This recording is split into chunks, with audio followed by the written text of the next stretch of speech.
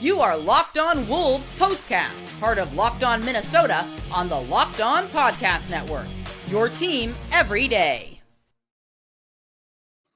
T-Wolves 4-game win streak. That gets snapped tonight in Memphis after a sluggish and somewhat sloppy performance, we'll call it. 137-128.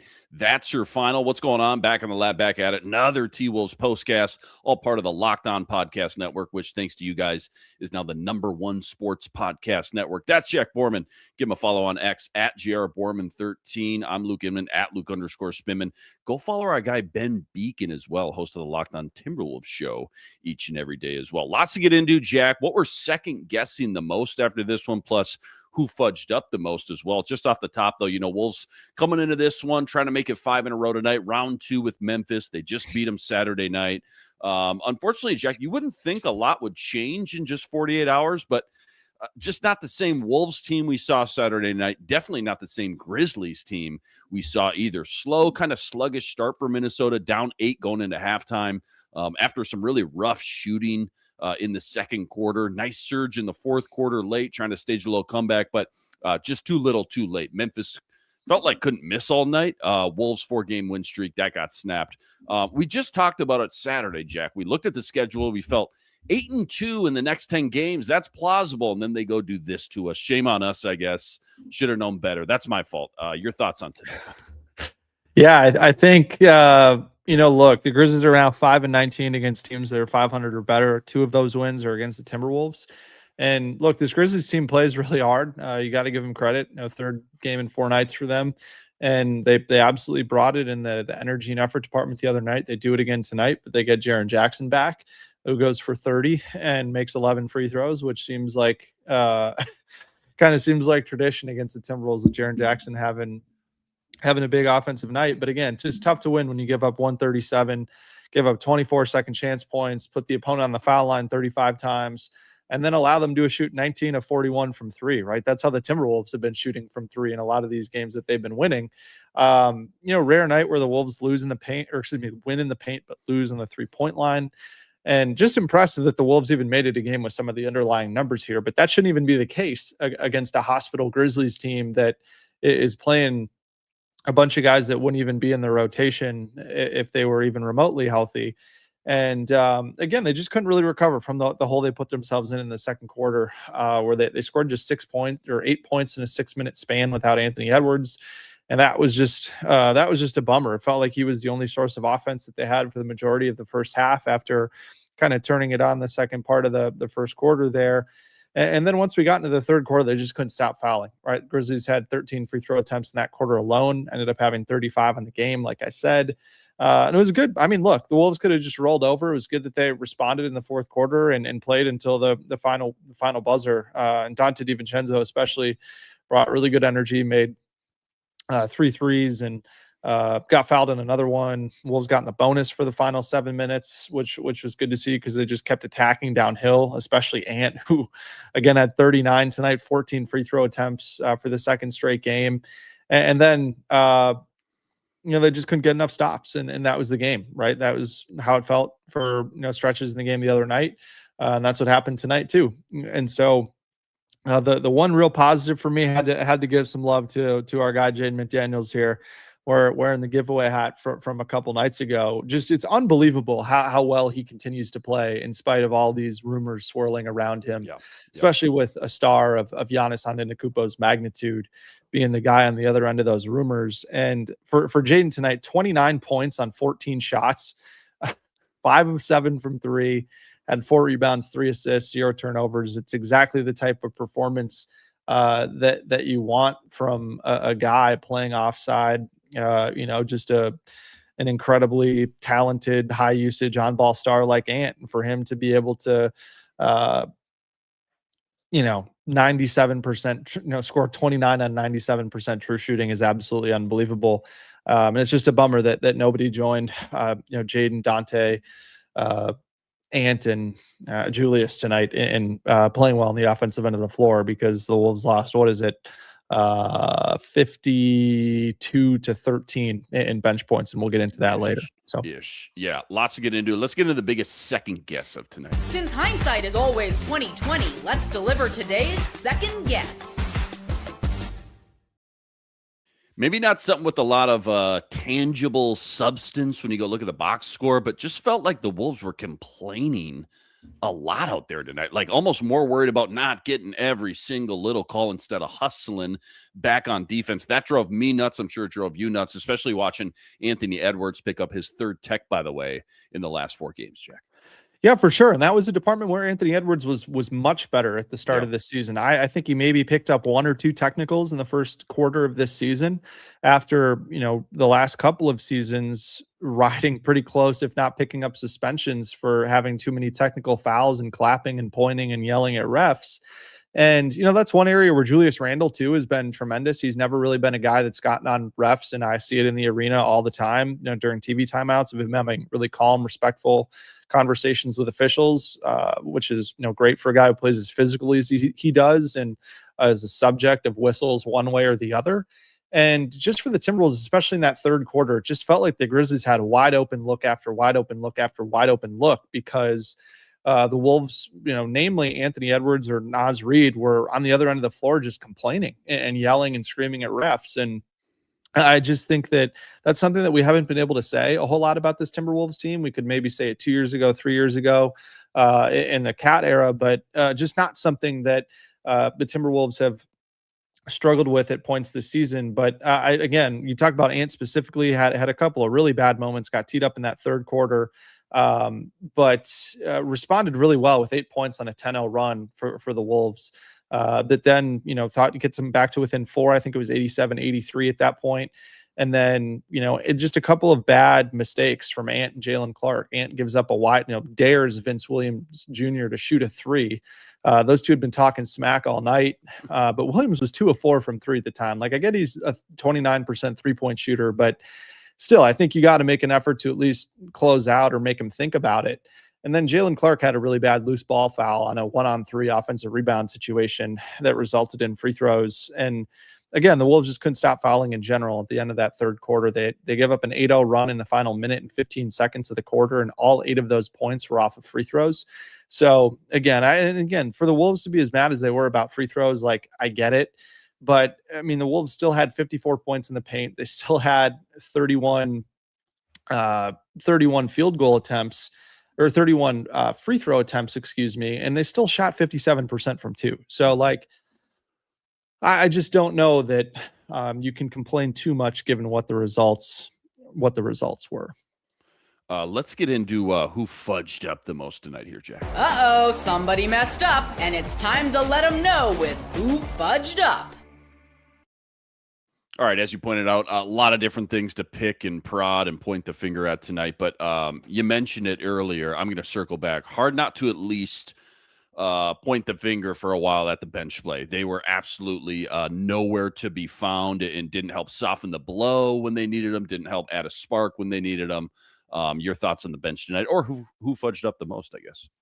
Yeah, for me, it was just the bench in general, right? Like, I as much as people want to try to, get mad at Naz Reid for missing shots, whatever. Like, Naz Reid's been incredible the last month plus. And he scores the highest percentage of his team's bench points of any player in the entire NBA, which is really not surprising when you look at a lot of these other teams that the Timberwolves play and how they tend to get pretty decent contributions from bench guys on nights against the Timberwolves. And Naz tonight, just 10 points on 12 shots, 1 of 6 from 3.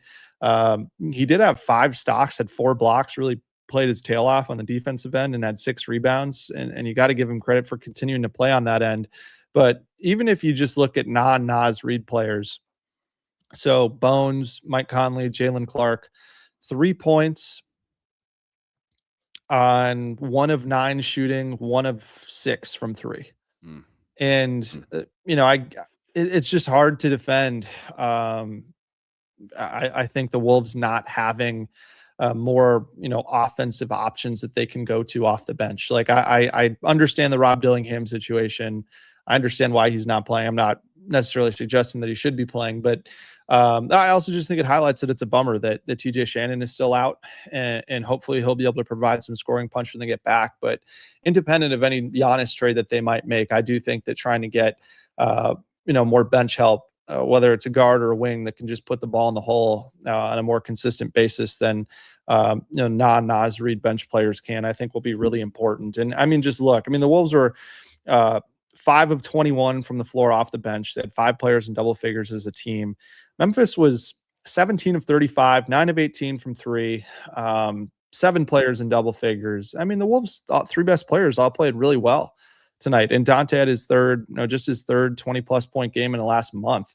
But yeah, I mean, it just goes to show what happens when, Naz Reid has an off night. And it's unfortunate that I guess he bears the brunt of, the iron criticism on those types of nights. But it didn't help that the Wolves offense or defensive rebounding wasn't very good either. They gave up 2 points per offensive rebound, which is about as bad as it gets. So those kind of 2 were really unfortunate tonight for the Wolves.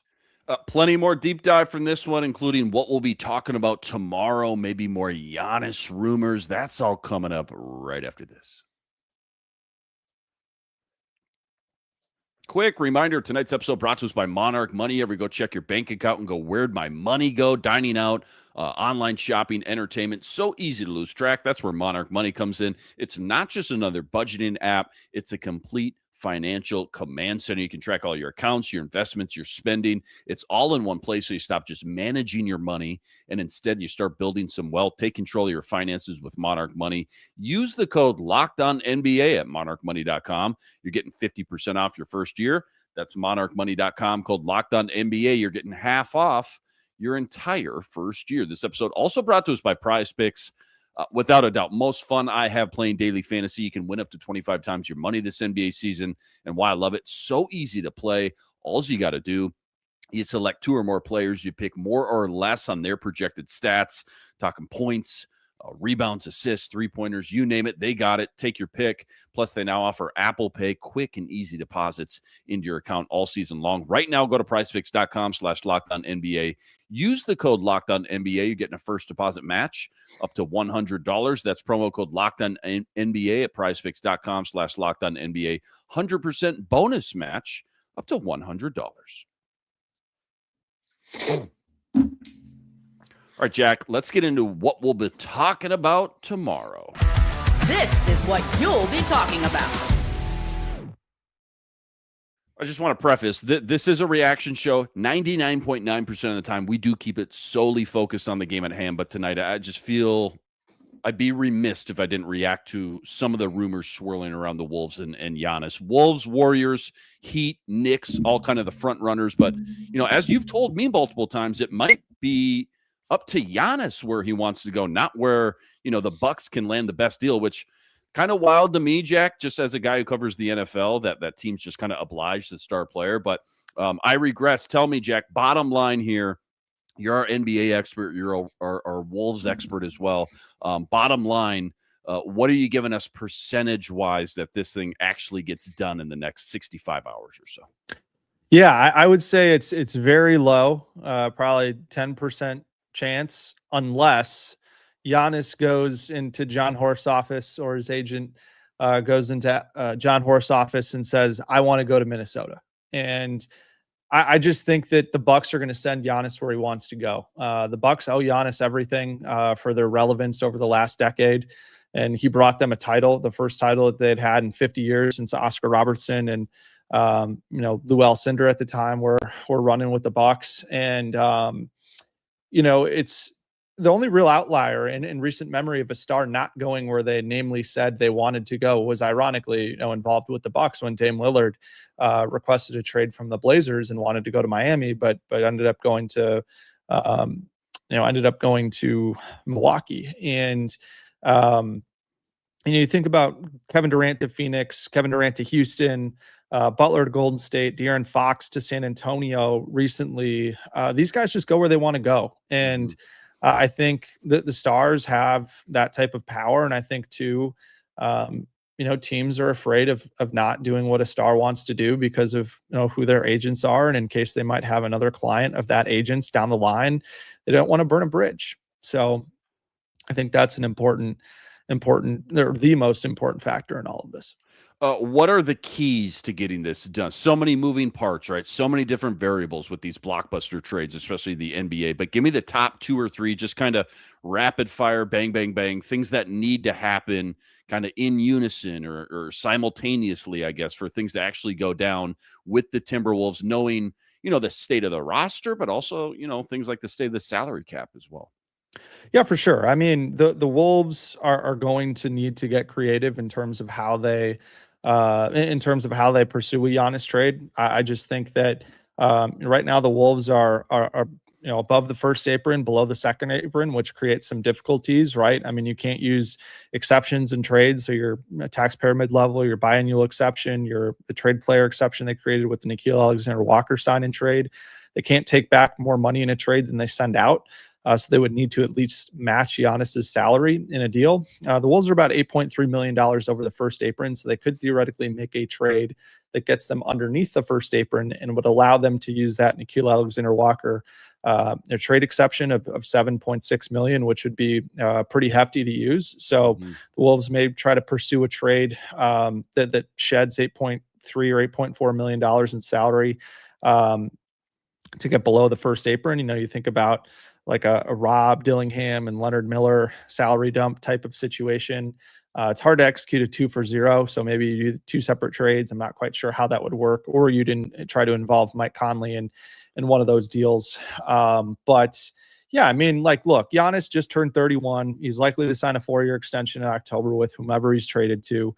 So you theoretically have Ant and Giannis together for 4 years until Giannis is 36, Ant is 29.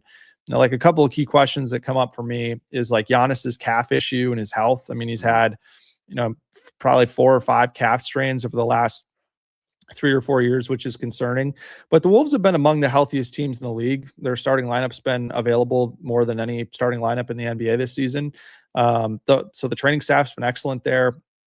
Giannis has still played in at least 63 games in all but 1 year since he first really came onto the scene in 2016-17. So I still trust that he would be available. I don't think it's like an Anthony Davis situation. And then you think about top 7 guys who have been together, right? You think about Shaq and Kobe, LeBron and Wade, Steph and KD, LeBron and Anthony Davis. It works out a lot. And it sure felt like the Nets were headed towards the title. Ironically, the year the Bucks won the title, if Kevin Durant's shoe size was half a size smaller, and before that fluke Kyrie injury. But yeah, I mean, I'm in the weird spot, Luke, of fully understanding both sides of the equation when we think about a Giannis trade. I think it's really, Ant and Giannis are, not only are they 2 of the 7 best players in the league, they're awesome two-way players. We've seen what Ant can do defensively in the playoffs. Giannis, I believe, has won a Defensive Player of the Year award and is really phenomenal on that end when he chooses to be. But a couple of things that I'll leave you with just to consider, right? Ant's 2 best friends in the NBA and the basketball world are Jaden McDaniels and Naz Reid, and that matters a ton. I think that matters a lot more than people are giving it credit for. Playing in the trade machine. Ant and Jaden McDaniels also share the same agent, Bill Duffy of WME Basketball, who has been seen at Target Center. I've personally seen Bill Duffy quite a bit the last month plus at Target Center. He's up there with Rich Paul, the CIA trio of Jeff Schwartz, Aaron Mintz, and Austin Brown for the most powerful agent in the NBA. He also represents Luka Doncic, so he's no stranger to crazy transactions that take place like this. And Tim's already worked with Bill Duffy and his crew on Ant and Jaden extensions. And one other thing too, he also represents RJ Barrett, Scotty Barnes, Grady Dick, who all play for the Toronto Raptors, who, funny enough, is where the Wolves play their next game. And they have and a lot of the things that I've seen floated around that involve 3-team deals that would potentially necessitate you sending Jaden somewhere to get the necessary draft capital to then send to Milwaukee.